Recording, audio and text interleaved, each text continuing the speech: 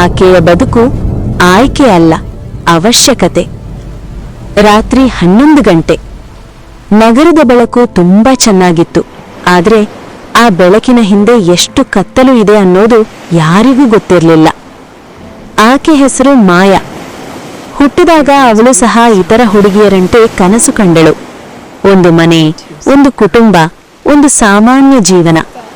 ಆದ್ರೆ ಜೀವನ ಅವಳಿಗೆ ಬೇರೆ ಕಥೆ ಬರೆಯಿತು. ಅಪ್ಪ ಕುಡಿತಕ್ಕೆ ಅಡಿಕ್ಟ್, ಅಮ್ಮ ಬೇಗ ಸತ್ತು ಹೋದಳು.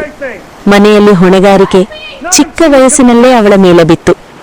ಶಾಲೆ ಬಿಟ್ಟು ಕೆಲಸ ಹುಡುಕೋಕೆ ಹೊರಟಳು. ಮೊದಲು ಹೋಟೆಲ್, ನಂತರ ಮನೆ ಕೆಲಸ. ಆದ್ರೆ ಎಲ್ಲ ಜಾಗದಲ್ಲೂ ಒಂದೇ ಮಾತು, ಸ್ಯಾಲರಿ ಕಡಿಮೆ, ಕೆಲಸ ಜಾಸ್ತಿ. ಒಂದು ದಿನ ಒಬ್ಬ ವ್ಯಕ್ತಿ ಅವಳಿಗೆ ಹೇಳಿದ, 1 ರಾತ್ರಿ ಕೆಲಸ, 1 ತಿಂಗಳ ಸಂಬಳ.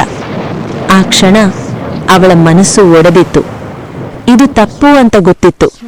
ಆದ್ರೆ ಮನೆಯ ಹೊಣೆಗಾರಿಕೆ, ಹೊಟ್ಟೆಯ ಹಸಿವು ಅವಳನ್ನು ಮೌನ ಮಾಡಿಸಿತು.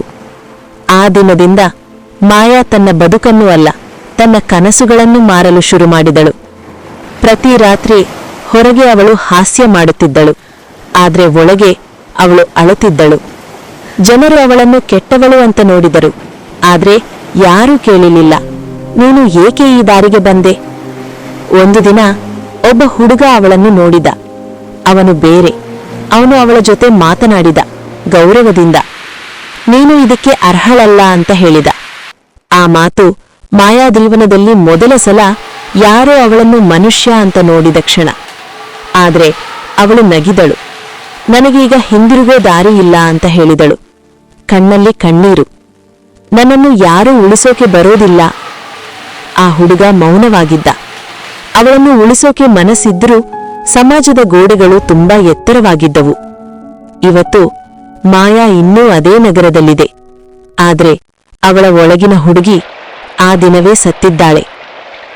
ಸ್ಟೋರಿ ಮೆಸೇಜ್: ಎಲ್ಲ ಸೆಕ್ಸ್ ವರ್ಕರ್ ತಪ್ಪು ಮಾಡಿಲ್ಲ, ಕೆಲವು ಪರಿಸ್ಥಿತಿಯ ಬಲಿ. ಅವರನ್ನು ತೀರ್ಪು ಕೊಡುವ ಮುಂಚೆ ಅವರ ಕತೆ ಕೇಳಿ.